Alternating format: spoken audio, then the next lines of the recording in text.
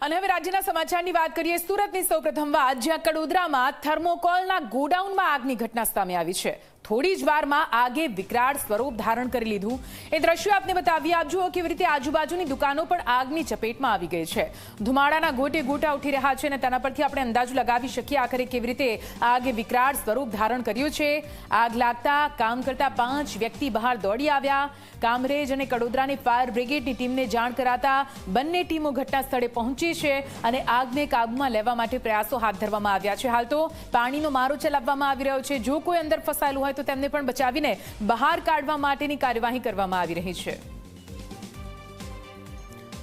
તો આ દ્રશ્યો આપ જોઈ રહ્યા છો। કડોદરામાં થર્મોકોલના ગોડાઉનમાં આગની ઘટના સામે આવી છે। ગોડાઉનમાં થર્મોકોલ હતું અને થર્મોકોલ આગ જેના કારણે આગે વિકરાળ સ્વરૂપ ધારણ કરી લીધું છે।